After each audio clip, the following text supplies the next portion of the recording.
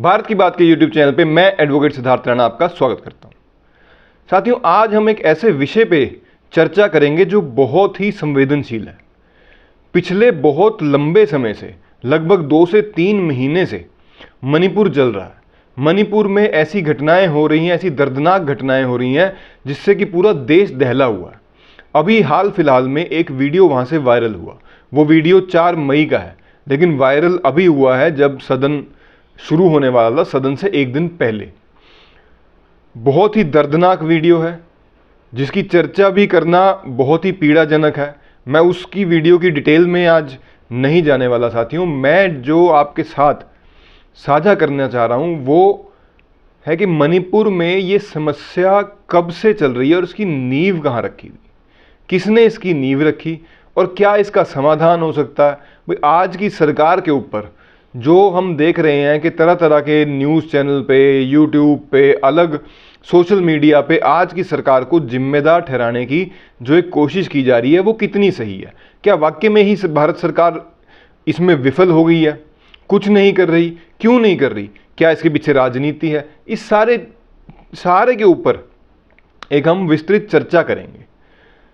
मणिपुर की जो समस्या है ये आज कल परसों 6 महीने, 7 महीने, 1 साल पुरानी नहीं है दोस्तों। ये जो समस्या है ये अंग्रेजों के टाइम से अंग्रेजों ने इसकी नींव रखी थी।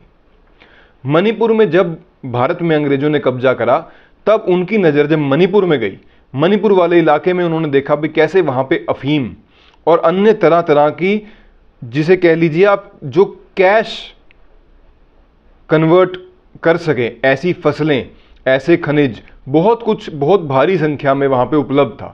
तो अंग्रेज, हम सबको पता है कि उनका लालच जो था वो सर्वोपरि था। उनको इस देश से सिर्फ और सिर्फ लेना था। तो उसी के चलते उन्होंने मणिपुर में अपने आप को एस्टेब्लिश करने के लिए जो वहाँ के मुख्य रूप से ये जो लड़ाई है ये 2 समाज के बीच में, एक कुकी समाज और एक मैतेई समाज। कुकी समाज जो है उसका ईसाईकरण अंग्रेजों ने किस हिसाब से करा उसकी हम कल्पना भी नहीं कर सकते।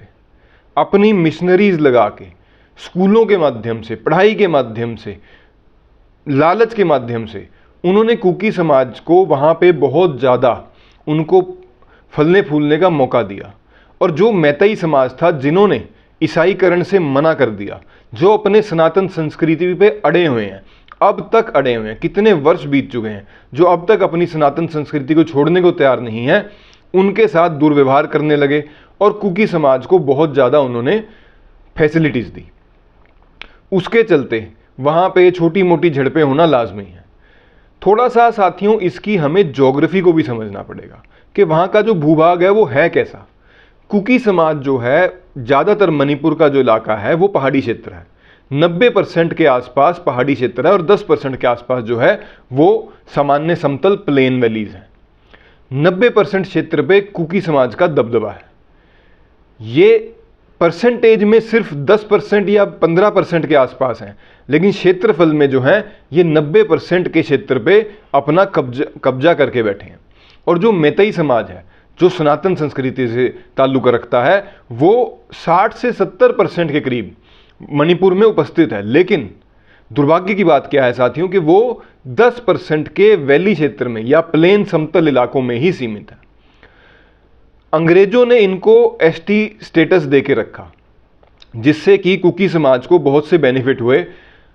जब भारत आज़ाद हुआ, आज़ादी के बाद वहाँ के जो राजा थे बोध चंद्रसेन, उन्होंने अपना विलय जो है वो भारत में कर दिया। जब संविधान बना, संविधान बनने के बाद वहाँ से डिमांड आई कि जो मैतेई समाज है, मैतेई समाज वहाँ पे 10% भूभाग में सीमित है, जबकि आबादी का वो 60 से 70% है। और जब भारत बना तो एक वहाँ के लोगों को उम्मीद हुई कि भाई हमें जो है, जो वहाँ के सनातन संस्कृति वाले लोग हैं, अब ईसाइयों का जो कब्जा है इस देश से वो हट गया है। जो एक आम जनता की भाषा में आप कहें, लोगों को यही लगता था भाई जो ब्रिटिश राज है वो ईसाइयों का राज है, ईसाई संस्कृति वालों का राज है। और अब जो भारत में अपना राज स्थापित हुआ है साथियों, सबको सेकुलर समझाना, सेकुलर बनाना और एक इस परिभाषा में ढालना उस समय, आज से 70 साल पहले, बहुत ज़्यादा आसान नहीं था। लोग धर्म जाति प्रांत में बटे हुए थे। तो लोग ऐसे ही देखते थे, जब हमारा अपना राज आ गया है तो हमें दूसरों के भांति हमें भी फैसिलिटीज मिलनी चाहिए, हमें भी एसटी स्टेटस मिलना चाहिए। लेकिन नेहरू जी ने इसको बिल्कुल मना कर दिया कि मैतेई समाज को किसी भी प्रकार से एसटी स्टेटस नहीं दिया जाएगा। एसटी स्टेटस जो है साथियों, वो इतना इंपॉर्टेंट क्यों था या क्यों है, यूं कहें, जो कुकी समाज ईसाई धर्म अपना के एसटी स्टेटस को इंजॉय कर रहा है, उसमें वो पूरे मणिपुर में कहीं पे भी ज़मीन खरीद सकता है, कहीं पे भी कारोबार कर सकता है, और भी विभिन्न प्रकार की सब्सिडियां जो हैं वो एसटी समाज के नाते इंजॉय कर सकता है। लेकिन वहीं पे जो ज़्यादा जनसंख्या है, जो कम क्षेत्रफल में सीमित हो चुकी है, मैतेई समाज, सनातन संस्कृति से जुड़े हुए लोग, इनको वो स्टेटस नहीं है। ये मणिपुर के पहाड़ी क्षेत्र में नहीं बस सकते, वहाँ जाके ज़मीन नहीं खरीद सकते, वहाँ जाके कारोबार नहीं कर सकते। तो स्वाभाविक है इनकी जो सीमाएं निर्धारित करी जा चुकी हैं वो बहुत ज़्यादा छोटी पड़ने लगी हैं, और इसी के चलते आए दिन वहाँ पे छुटपुट विवाद अब तक होते आए हैं। और जब से देश आज़ाद हुआ है तब से लेके अब तक हम सब ने देखा कि कैसे नॉर्थ ईस्ट की जो स्टेट्स हैं इनकी तरफ एक यूं कह लीजिए कि सौतेला व्यवहार पुरानी सरकारों का रहा, चाहे वो किसी भी पार्टी की सरकार रही, इनकी तरफ बहुत ज़्यादा ध्यान नहीं दिया गया।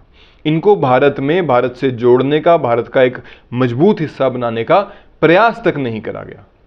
लेकिन हालात बदले साथियों 2014 के बाद, जब बीजेपी की गवर्नमेंट बनी सेंटर में पूर्ण बहुमत की, उसके बाद एक्ट ईस्ट पॉलिसी के तहत जो आदरणीय प्रधानमंत्री मोदी जी ने एक विजन रखा कि भाई नॉर्थ ईस्ट की जो स्टेट्स हैं ये हमारी अपनी हैं, और यहाँ की जो समस्याएं हैं जो बहुत लंबे समय से जिनको नज़रअंदाज किया जा रहा है, इनको हमने दूर करना है, इनको एड्रेस करना है, इनसे भागना नहीं है।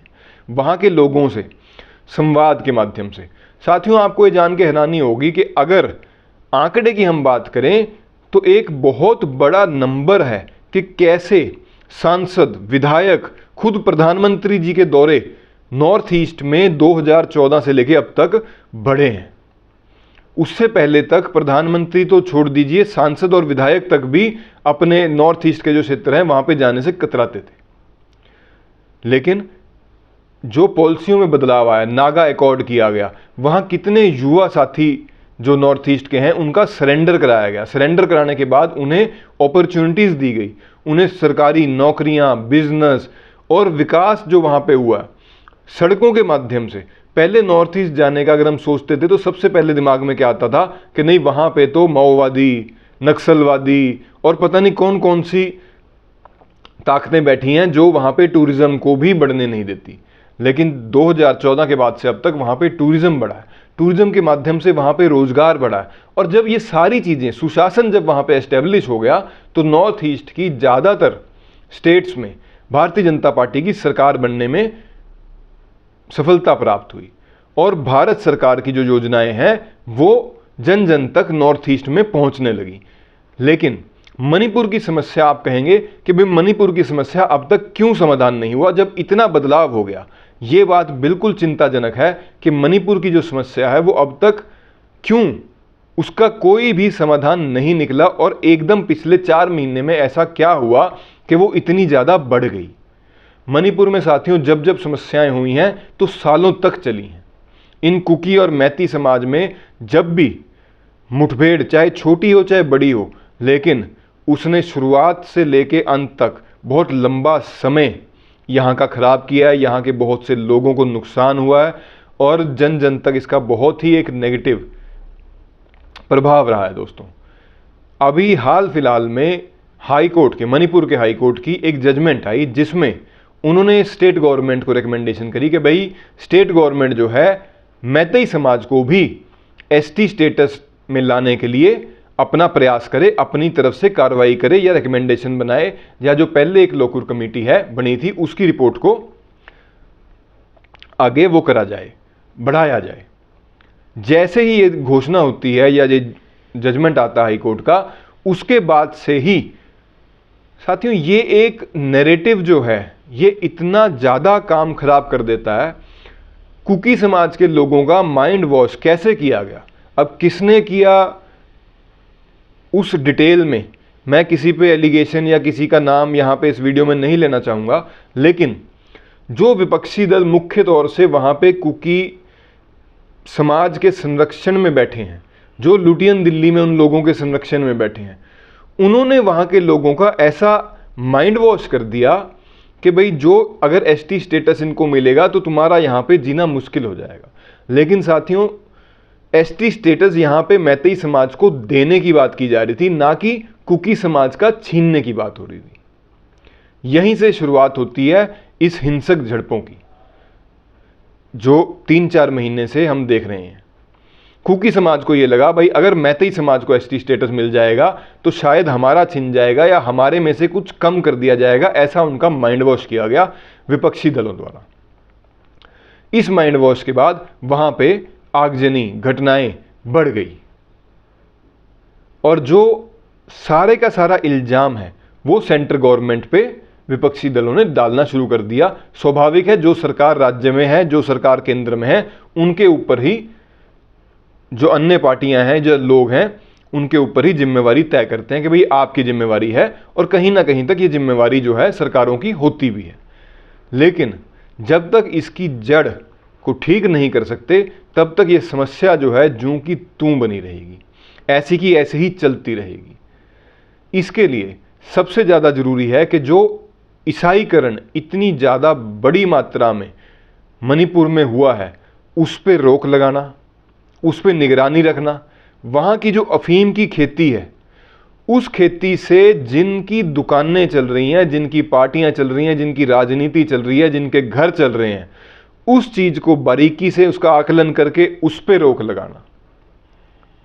और तीसरा, मैतेई समाज को भी एसटी स्टेटस जिस प्रकार से कोर्ट ने कहा उस प्रकार से इनको एसटी स्टेटस में डालना, या फिर जैसे एक पुरानी कमेटी की रिपोर्ट थी कि जो कुकी समाज के लोग हैं जो प्लेन इलाके में अपना शिफ्ट कर गए हैं या मकान खरीद लिए हैं, उनका एसटी स्टेटस जो है वो खत्म कर दिया जाए। जो दूसरे देशों से, म्यांमार से और अन्य देशों से इंट्रूजन हो रही है, यहाँ घुसपैठ हो रही है, यहाँ घुसाए जा रहे हैं लोग, इंटेंशनली कह लीजिए या वहाँ से परेशान होकर लोग जो आ रहे हैं, उनके ऊपर भी रोक लगनी चाहिए। तो ऐसे कुछ विकल्प जब तक सरकार नहीं लेती तब तक ये समस्या, मेरा ये मानना है, ऐसे की ऐसी चलती रहेगी। क्योंकि मणिपुर में जब भी ऐसी समस्या शुरू हुई है तो 4-4, 5-5 साल लग गए हैं साथियों उसको ख़त्म करने के लिए। और हाँ, अंत में एक बात के ऊपर मैं अपने साथियों का ध्यान जरूर डालना चाहूँगा कि इस मुद्दे पे इतनी राजनीति जो विपक्ष कर रहा है, ये देश के लिए, देश के संविधान के लिए, देश की डेमोक्रेसी के लिए बहुत ज़्यादा खतरनाक है। साथियों, जो पार्लियामेंट है, पार्लियामेंट जब एक सदन चलता है तो वहाँ पे आपके, मेरे, हमारे जो सांसद हैं ये अपने अपने क्षेत्रों की समस्याएं रखते हैं, उस पर चर्चा होती है, उसका समाधान होता है। लेकिन पिछले बहुत लंबे समय से विपक्ष ने एक ऐसा हथकंडा अपना लिया कि जब भी सदन चलने से पहले कोई भी ऐसा मुद्दा उठाकर एक दिन पहले उसकी कोई वीडियो, उसकी कोई रिपोर्ट, चाहे आप हिंडनबर्ग की रिपोर्ट ले लीजिए, चाहे ये अब जो वीडियो आया इसकी ले लीजिए, या उससे पहले पेगासस की ले लीजिए, कोई भी रिपोर्ट, एक मोडस ऑपरेंडी इन्होंने बना ली है। ये देश की डेमोक्रेसी के लिए कोई बहुत अच्छा लक्षण नहीं है, बहुत अच्छा एक तरीका नहीं है। आपने कोई बात रखनी है, किसी की चीज़ का विरोध करना है, आप संसद के अंदर कीजिए, आप पार्लियामेंट है उसके अंदर चर्चा कीजिए। ये सदन ना चलने देना, ये आपका और हमारा, आम जनता का भी नुकसान है। हमारे क्षेत्र की जो लोकसभा है, अपनी जो यहाँ की समस्याएं हैं, वो उस सदन में चर्चा के लिए पहुंच ही नहीं पाती, क्योंकि विपक्ष जो है किसी ना किसी तरीके से, चाहे रफेल हो, हिंडनबर्ग हो, पेगासस हो, कोई भी एक मुद्दा मात्र एक दिन पहले उठा के अगले दिन से सदन की कार्रवाई ना होने पाए, ऐसा एक माहौल बना देता है। और ये बड़ा दुर्भाग्य की बात है। साथियों, मजबूत विपक्ष होना बहुत जरूरी है, लेकिन इस प्रकार का निकम्मा विपक्ष होना भी बहुत बड़ा दुर्भाग्य है किसी भी देश के लिए। सरकार कैसी है, कैसी नहीं है, इसकी चर्चा होने दीजिए, इसकी चर्चा अगर नहीं होगी तो आम जनता को कैसे पता चलेगा भाई देश में चल क्या रहा है। सड़कों के माध्यम से, आंदोलन के माध्यम से, सोशल मीडिया के माध्यम से देश नहीं चला करते। और विशेष तौर के जो 140 करोड़ का इतना बड़ा, इतना पुराना, इतना गौरवशाली इतिहास वाला देश हो, ऐसा तो बिल्कुल भी नहीं चल सकता। इस चीज़ की एक पीड़ा जो है वो मेरे मन में थी, तो मैंने आपके सामने रखी। आप लोग जो भी सहमत हो कमेंट बॉक्स में ज़रूर बताइएगा। आज का वीडियो आपको कैसा लगा? आपका बहुत बहुत धन्यवाद। जो मेरे साथी, मेरे भाई नए हैं, चैनल को सब्सक्राइब करें, शेयर करें, लाइक करें। भारत माता की जय। वंदे मातरम।